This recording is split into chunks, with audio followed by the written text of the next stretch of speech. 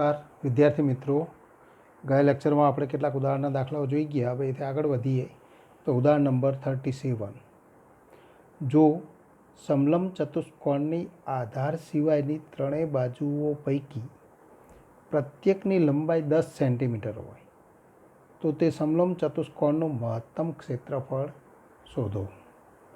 તો આધારની લંબાઈના આધારે એનું ક્ષેત્રફળ બદલાશે અને ક્ષેત્રફળ બદલાય તો આધારની કઈ લંબાઈ માટે તો મહત્તમ ક્ષેત્રફળ ધરાવે અને એ મહત્તમ ક્ષેત્રફળ આપણે મેળવવું. તો અહીંયા આપણને આપેલું છે પ્રત્યેક તો બાજુની આધાર સિવાયની પ્રત્યેક બાજુની લંબાઈ 10 સેન્ટીમીટર છે. તો અહીં આપણને આપેલું છે કે સમલંબ ચતુષ્કોણની આધાર સિવાયની પ્રત્યેક બાજુઓ તો 10 સેન્ટીમીટર. તેઓ સમલંબ ચતુષ્કોણની આકૃતિ આપણે દોરીએ તો આકૃતિમાં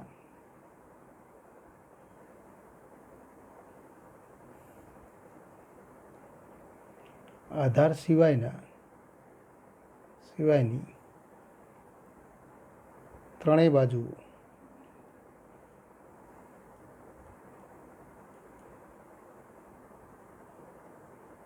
દસ સેન્ટીમીટર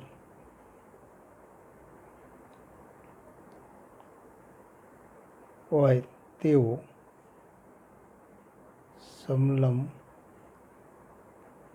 ચતુષ્કોણ દર્શાવેલ. તેવો સમલંબ ચતુષ્કોણ આપણને આ પ્રમાણે મળશે. અહીંયા આપણે જોઈએ કે અહીંયા તો 10 સેન્ટીમીટર આપણે દોરીએ.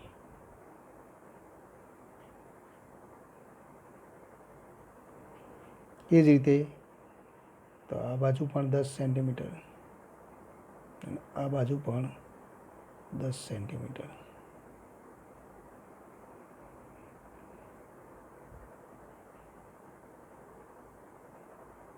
તો આ પણ 10 સેન્ટીમીટર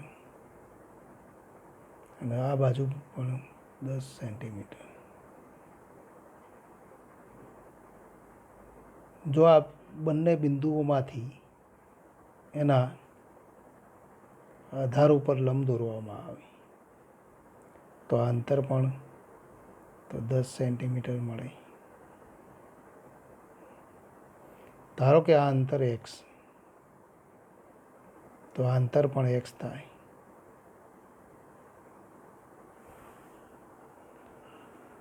તો આકૃતિમાં આવો આપણે સમલંબ ચતુષ્કોણ દર્શાવીશું. તો માટે અને આધારની લંબાઈ તો માટે સમલંબ ચતુષ્કોણની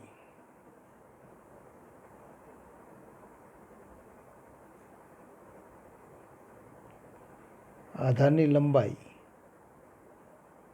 10 + 2x થાય.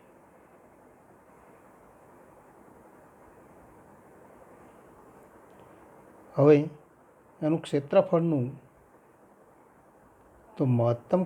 ક્ષેત્રફળનું મહત્તમ મૂલ્ય મેળવવું. તો પરંતુ સમલંબ ચતુષ્કોણ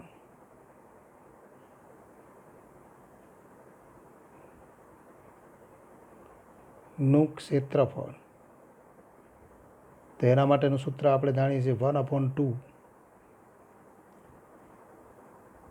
તો 1/2 ઇન્ટુ સમાંતર બાજુઓનો લંબાઈનો સરવાળો તો ઇક્વલ ટુ 1/2. તો બ્રેકેટમાં તો બંને સમલંબ ચતુષ્કોણની સમાંતર બાજુઓનો સરવાળો સમાંતર બાજુઓનો સરવાળો ઇન્ટુ લંબ અંતર તો એના આપણે લંબ ઊંચાઈ કહીશું તો ઇન્ટુ ઊંચાઈ. તો આ સમલંબ ચતુષ્કોણની ઊંચાઈ તો આ ઊંચાઈ h મળે. તો અહીંયા જો 10 સેન્ટીમીટર હોય આ 1 સેન્ટીમીટર હોય તો આ કાટકોણ ત્રિકોણ છે અને કાટકોણ ત્રિકોણ છે માટે તો આ ઊંચાઈ hનું મૂલ્ય આપણે મેળવી શકીએ. ઊંચાઈ તો પાયથાગોરસના પ્રમેયથી √x² તો 10² અહીંયા તો x² પ્લસ આ ઊંચાઈ h² = 10² માટે h² = તો 100 માઇનસ એક્સનો સ્ક્વેર. અને માટે આપણે લખી શકીએ કે આ ઊંચાઈ તો વર્ગમૂળમાં 100 માઇનસ તો એક્સનો વર્ગ થાય. તો ઊંચાઈનું મૂલ્ય આપણને મળે. તો માટે આપણે કહી શકીએ તો ક્ષેત્રફળને આપણે એ વડે દર્શાવીએ. તો ક્ષેત્રફળને એ વડે દર્શાવીએ તો એ ઇક્વલ ટુ આ થાય તો ઇક્વલ ટુ 1/2 સમાંતર બાજુ તો બાજુઓનો સરવાળો તો 10 + 10 + 2x એટલે કે તો 20 + 2x અથવા 2 ટાઈમ્સ તો x + 10 તો ઇન્ટુ 2 ટાઈમ્સ 10 + x એટલે કે 20 + 2x ઇન્ટુ ઊંચાઈ તો વર્ગમૂળમાં 100 માઇનસ એક્સનો વર્ગ અને તો ઇક્વલ ટુ તો 2 2 કેન્સલ તો 10 + x તો 10 + x into square root 100 minus એક્સનો વર્ગ. તો આ તો સમલંબ ચતુષ્કોણનું ક્ષેત્રફળ થાય એના આપણે fx વડે દર્શાવીએ. તો ક્ષેત્રફળ એનું મહત્તમ મૂલ્ય મેળવવા માટે તો ક્ષેત્રફળ એનું મહત્તમ મૂલ્ય મેળવવા એ ઇક્વલ ટુ fx લેતા. તો માટે તો fx ઇક્વલ ટુ તો fx લેતા તો આ આપણે એ વડે દર્શાવીએ તો fx ઇક્વલ ટુ આ. તો હવે એનું વિકલન કરો તો f' આપણે મેળવીએ તો સીધું f' મેળવી દઈએ. fx તો આપણે મેળવેલું છે તો fx equal to 10 + x into square root 100 minus એક્સનો વર્ગ.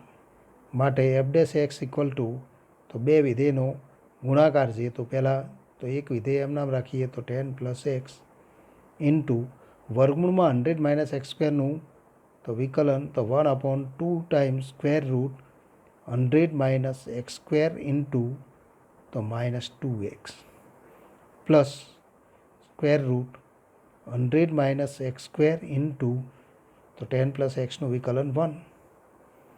તો આ f' મળે અને f' મળે તો ફરી તો અહીંયા સાદુરૂપ આપીએ 2 2 તો કેન્સલ અને ઇક્વલ ટુ 10x તો -10 તો 10x + x સ્ક્વેર ચિહ્ન માઇનસ થાય પણ આ પદ પ્લસ છે તો પહેલાં એ આપણે લખી દઈએ અને લસા લઈએ તો લસા લઈને આપણે ગણતરી કરીએ તો વર્ગમૂળમાં 100 માઇનસ એક્સનો વર્ગ.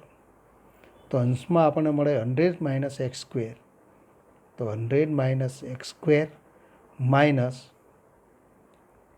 10 ઇન્ટુ એક્સ તો -10x માઇનસ એક્સ સ્ક્વેર. તો 100 minus x square minus 10x minus x square અને ઇક્વલ ટુ તો 100 minus 10x minus 2x square. તો ઇક્વલ ટુ આપણે લખી શકીએ ઇક્વલ ટુ 100 તો 100 minus 10x minus 2x square તો 10x minus 2x square upon square root 100 minus તો એક્સનો વર્ગ. તો આ આપણને f' મળે. હવે અહીંયા સ્થાનીય મહત્તમ કે ન્યૂનતમ મૂલ્ય મેળવવા માટે f' ઇક્વલ ટુ 0 તો એવી સંખ્યા આપણે મેળવવી પડે તથા તો એ સંખ્યાના આધારે આપણે ગણતરી કરીશું. અહીંયા આપણે કહી શકીએ કે તો 2 સામાન્ય લઈએ તો 100 માઇનસ તો 2 સામાન્ય લઈએ તો -2 સામાન્ય લઈ લો તો x² - 5x + 50 અને એના બે અવયવ મળશે તો એને આપણે અવયવ સ્વરૂપે લખી દઈએ તો વધુ તો સરળતા રહે તો માઇનસ ચિહ્ન બહાર લઈ લઈએ તો -2 બહાર લઈ લઈએ -2 into x² plus 5x plus તો અહીંયા તો 2 બહાર લઈએ તો 50 અપોન સ્ક્વેર રૂટ 100 માઇનસ તો x².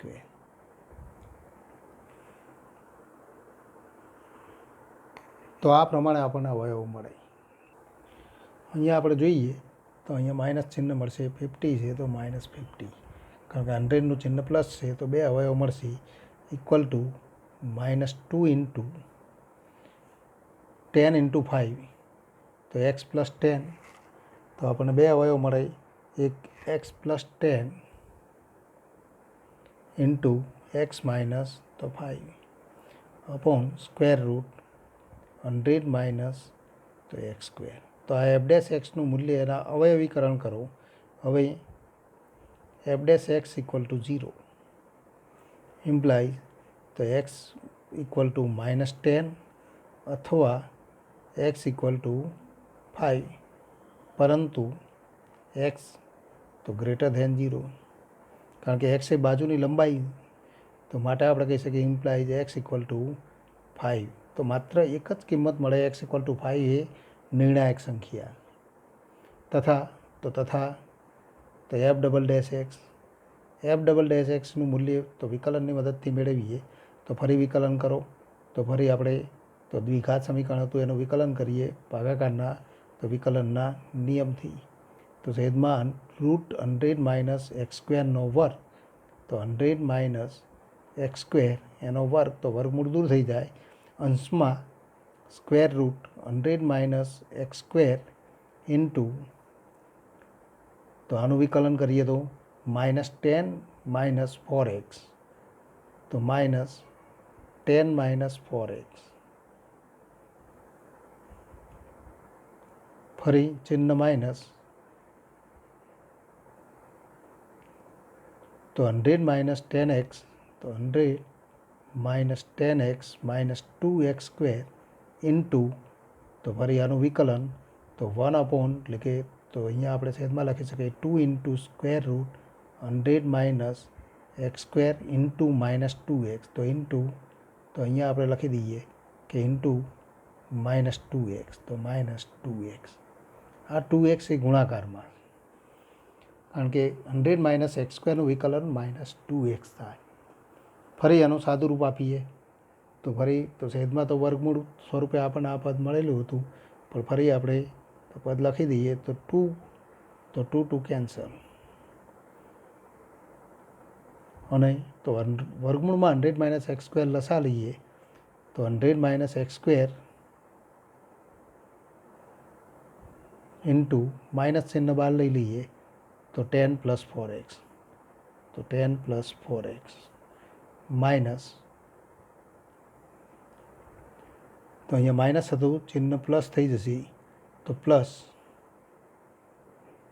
100 minus 10x minus 2x square into x, તો આપણે લખી શકીએ કે 100 માઇનસ 10x, તો ફરી આપણે લખી શકીએ -10x minus 2x square into x upon 100 minus x square raise to, તો વર્ગમૂળનો ઘન એટલે કે ઇન્ટુ વર્ગમૂળમાં 100 માઇનસ તો એક્સ સ્ક્વેર. તો આ એફ ડબલ ડેશ એક્સ મળે, અને એફ ડબલ ડેશ એક્સની આ કિંમત મળે તો હવે તો પરંતુ એક્સ ઇક્વલ ટુ 5 માટે તો તથા એફ ડબલ ડેશ 5 અને ઇક્વલ ટુ, તો જો અહીંયા એક્સની કિંમત 5 લઈએ અને સાદું રૂપ આપીએ તો અહીંયા મળતી કિંમત આપણે મેળવવાની, પણ અહીંયા 5 લઈએ તો 100 માઇનસ 50 માઇનસ તો 50 એટલે કે આ 0 થઈ જાય, બીજું પદ 0 થઈ જાય, માત્ર પ્રથમ પદમાં કિંમત લખવાની રહે, તો માઇનસ 100 માઇનસ 5નો વર્ગ એટલે કે 25, તો 75 ઇન્ટુ 10 પ્લસ 4 ઇન્ટુ 5 એટલે કે તો 20 પ્લસ 10 એટલે કે 30 અપોન 100 માઇનસ 50 એટલે કે 50, 25 એટલે કે તો 75 ઇન્ટુ વર્ગમૂળમાં 75 લેસ ધેન 0, અને માટે આપણે કહી શકીએ માટે એક્સ ઇક્વલ ટુ તો 5 માટે વિધેય એફનું સ્થાનીય મહત્તમ મૂલ્ય મળે.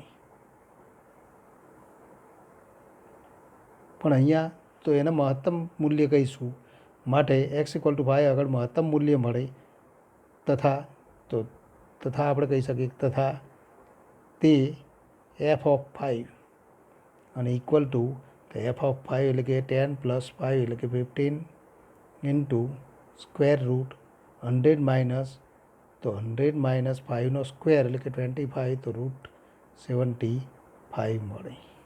15 √75 પણ √75 એટલે કે 5 રૂટ તો ઇક્વલ ટુ તો 75 ઇન્ટુ તો 5√3 25 ઇન્ટુ 3 એટલે કે 75 તો 5 બહાર લઈ લઈએ. 15 ઇન્ટુ 5 એટલે કે તો 75√3 તો એ મૂલ્ય મળે. f5 = 75√3 જે માગેલ તો મહત્તમ ક્ષેત્રફળ છે, જેને આપણે તો ચોરસ તો સેન્ટીમીટર કહીશું. ક્ષેત્રફળનો એકમ આપણે જાણીએ છીએ, માટે તો ચોરસ સેન્ટીમીટર મળે એમ આપણે કહી શકીએ. તો જે માગેલું મહત્તમ તો ક્ષેત્રફળનું મૂલ્ય છે. તો હવે આપણે આગળ વધીએ. સંવૃત અંતરાલમાં વ્યાખ્યાયિત વિધેયના આત્યંતિક મૂલ્ય.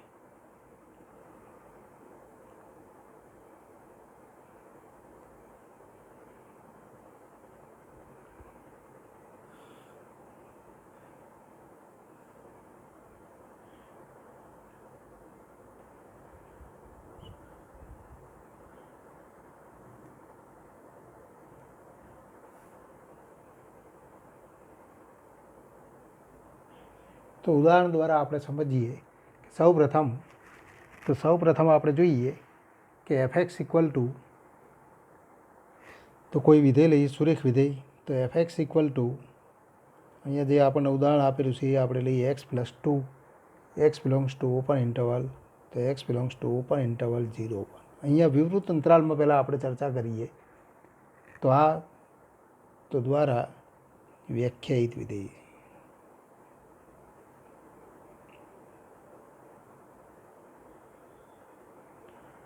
તો આ વિધેય આપણે જાણીએ છીએ કે સતત વધતું વિધેય છે. કેમ કે વિકલનનું મૂલ્ય તો 1 થાય.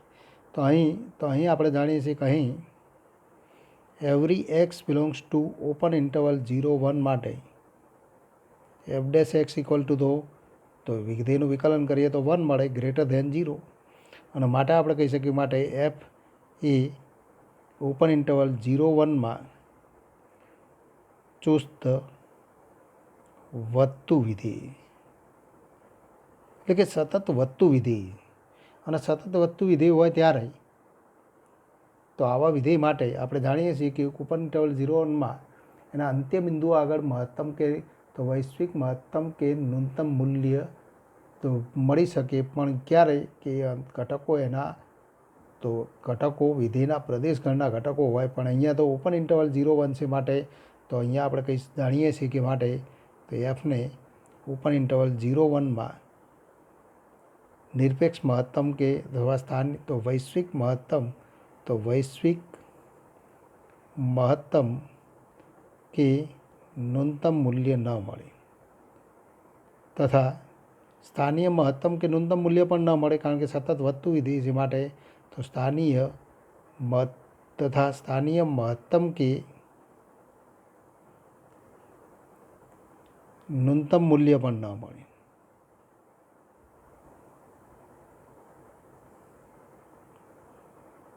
એટલે કે તો સતત વધતું વિધેય હોય ત્યારે તો એવા બિંદુઓ નિર્ણાયક સંખ્યાઓ ન મળી શકે કે જેમાં એ વધતું થાય તો અંતરાલ તો એવા ઘટકો કે જેમાં વધતું કે ત્યારબાદ ઘટતું અથવા ઘટતું કે વધતું વિધેય થાય એવા કોઈ તો ઘટકો મળી શકે નહીં.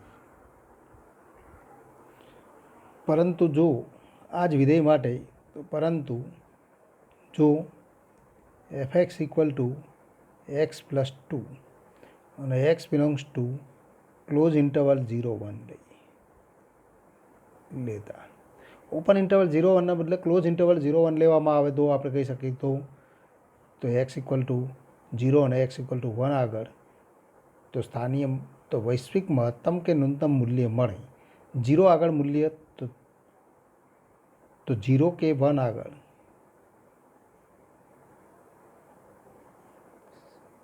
તો આપણે કહી શકીએ કે વૈશ્વિક મહત્તમ, તો વૈશ્વિક મહત્તમ કે ન્યૂનતમ મૂલ્ય મળે. અહીં આપણે જાણીએ છીએ કે અહીં તો આપણને તો અહીં એફ ઓફ 0 ઇક્વલ ટુ 2 અને એફ ઓફ 1 ઇક્વલ ટુ તો 3 છે. તો માટે 0 આગળ તો સ્થાનીય, તો અહીંયા તો 0 આગળ વૈશ્વિક ન્યૂનતમ મૂલ્ય અને 1 આગળ વૈશ્વિક મહત્તમ મૂલ્ય મળે. પરંતુ એફ એ ક્લોઝ ઇન્ટરવલ 0-1માં સતત વિધેય હોવાથી, સતત એટલે કે ચુસ્ત વધતું વિધેય હોવાથી, તો ઓપન ઇન્ટરવલ 0-1માં કોઈ ઘટક આગળ, ઓપન ઇન્ટરવલ 0-1માં કોઈ પણ ઘટક આગળ માટે સ્થાનીય મહત્તમ કે, તો સ્થાનીય મહત્તમ કે ન્યૂનતમ મૂલ્ય મળી શકે નહીં. તથા આપણે જાણીએ છીએ કે જો તો વિધેય એફને કોઈ ઘટક આગળ તો મહત્તમ મૂલ્ય, તો વૈશ્વિક મહત્તમ મૂલ્ય મળતું હોય તો એ ઘટક કયો હોઈ શકે? એના માટે તો એક ઉદાહરણ આપણે જોઈએ. કોઈ પણ વિધેયનો આલેખ આપણને તો કોઈ અંતરાલમાં આપણને આલેખ આપેલો, ક્લોઝ ઇન્ટરવલ એડી પર વ્યાખ્યાયિત તો કોઈ વિધેય, તો આપણે આલેખ જોઈએ. તો હવે ઉદાહરણ દ્વારા જોઈએ કે તો કોઈ વિધેય આપણે લઈએ અને એનો આલેખ દોરીએ. આ પ્રમાણે કોઈ વિધેય આપણને આપેલું.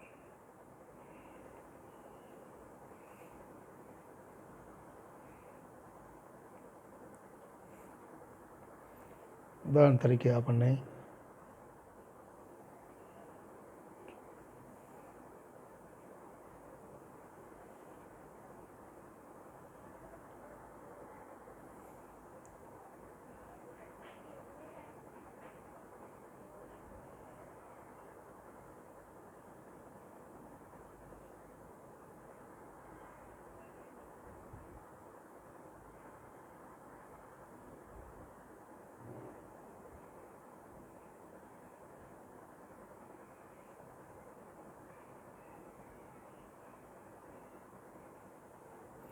આવો કોઈ વિધેયનો આલેખ આપણને આપેલો.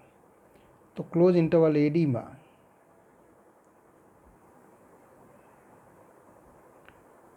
વ્યાખ્યાયિત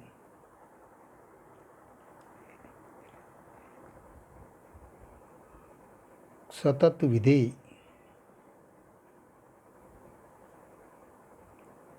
નો આલેખ આકૃતિમાં દર્શાવેલ છે.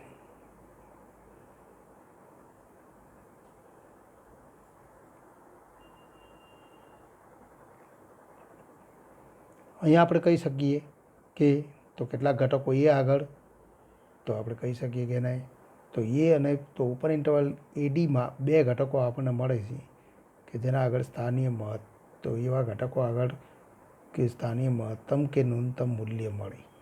તો અહીંયા આપણે લખી શકીએ કે આ ઘટકો ધારો કે બી અને સી.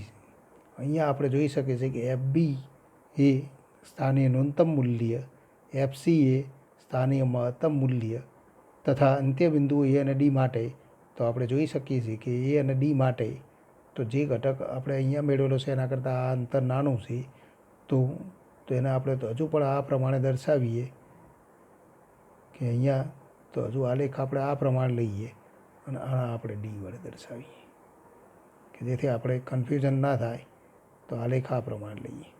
તો આ એફ ડી અંતર તો એ સૌથી નાનું, તો આ એફ ડી અંતર અને આ એફ ઓફ એ અંતર કે જે સૌથી મોટું, તો આલેખ દર્શાવીશું. જ્યાં તો અહીં આપણે જોઈ શકીએ છીએ કે અહીં તો આલેખમાં તો એક્સ ઇક્વલ ટુ બી અને તો એક્સ ઇક્વલ ટુ બી અને એક્સ ઇક્વલ ટુ ડી આગળ વિધેયને અનુક્રમે સ્થાનીય ન્યૂનતમ અને સ્થાનીય મહત્તમ મૂલ્ય મળે.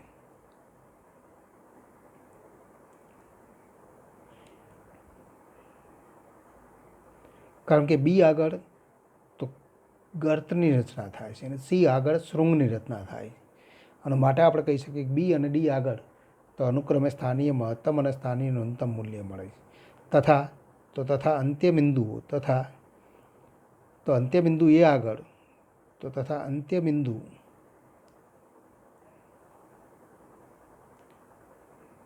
એ આગળ વિધેય એફને વૈશ્વિક મહત્તમ મૂલ્ય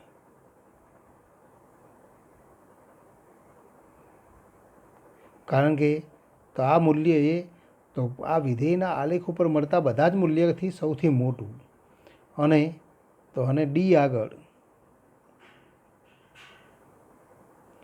વિધેય એફને વૈશ્વિક ન્યૂનતમ મૂલ્ય મળે.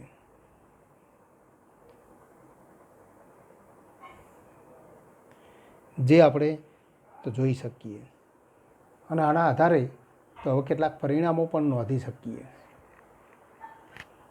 તો પ્રમેય આપણે જોઈએ તો આના ઉપરથી આપણે કેટલાક પરિણામો નોંધી શકીએ. કોઈ પણ વિધેયને આપેલા અંતરાલમાં જો વૈશ્વિક મહત્તમ કે ન્યૂનતમ મૂલ્ય મળતા હોય અને સ્થાનીય મહત્તમ કે ન્યૂનતમ મૂલ્ય મળતા હોય તો કયા ઘટકો આગળ એ મૂલ્ય મળે, તો એના માટે કેટલાક અગત્યના પ્રમેય. તો પહેલું પ્રમેય આપણે જોઈએ પ્રમેય કે કોઈ પણ વિધેય માટે તો પ્રથમ આપણે જે ઉદાહરણ જોઈએ એમાં કે વિધેયનો પ્રદેશગણ, એટલે કે ધારો કે વિધેય એફ એ સંવૃત અંતરાલ, તો એ સંવૃત અંતરાલ I = close interval A B, તો ક્લોઝ ઇન્ટરવલ એ બી પર સતત વિધેય હોય.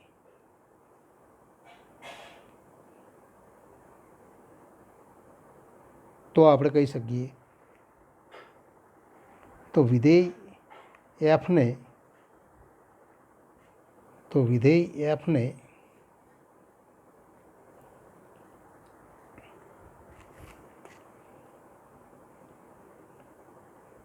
ઓછામાં ઓછી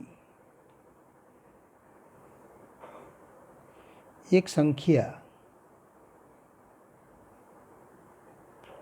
સી બિલોંગ્સ ટુ આઈ, તો સી બિલોંગ્સ ટુ આઈ એટલે કે તો equal to close interval A B માટે એ બી આગળ વૈશ્વિક મહત્તમ મૂલ્ય મળે.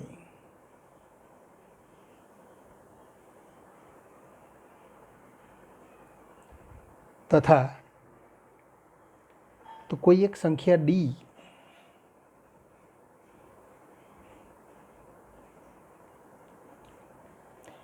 બિલોંગ્સ ટુ આઈ એટલે કે તો equal to close interval A બી આગળ વૈશ્વિક ન્યૂનતમ મૂલ્ય મળે.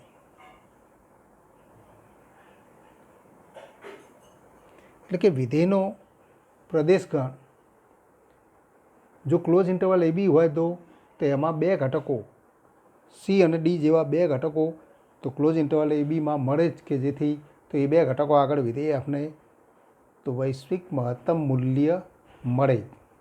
પણ જો વિધેયનો પ્રદેશગણ ઓપન ઇન્ટરવલ એ બી હોય અને વિધેય એફ સતત તો વિધેય હોય, એટલે કે સતત વધતું અથવા સતત ઘટતું વિધેય હોય, તો આપેલા તો ક્લોઝ ઇન્ટરવલ તો ઓપન ઇન્ટરવલ એ બીમાં વિધેય એફને વૈશ્વિક મહત્તમ કે ન્યૂનતમ મૂલ્ય મળી શકે નહીં. પણ ક્લોઝ ઇન્ટરવલ એ બી જેવો પ્રદેશગણ હોય ત્યારે તો વૈશ્વિક મહત્તમ અને ન્યૂનતમ મૂલ્ય મળે એમ આપણે કહી શકીએ. હવે બીજો પ્રમેય જોઈએ કે ધારો કે એફ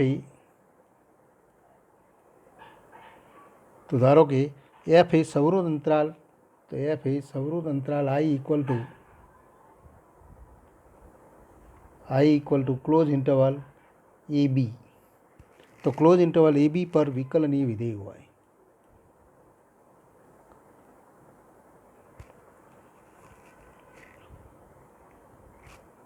તો વિકલનીય વિધેય છે તથા કોઈક એક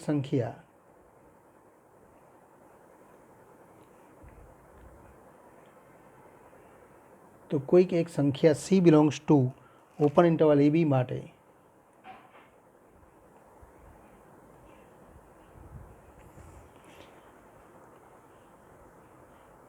નંબર 1, જો F A X equal to C આગળ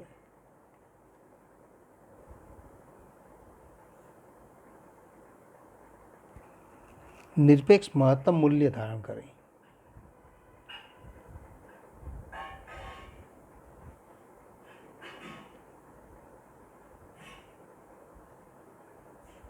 તો F dash C equal to 0 થાય. નંબર 2, જો એફ એ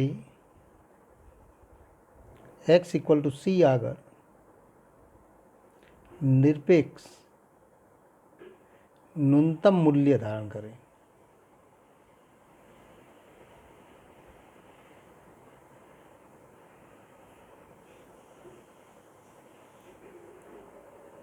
તો F dash C equal to 0 થાય.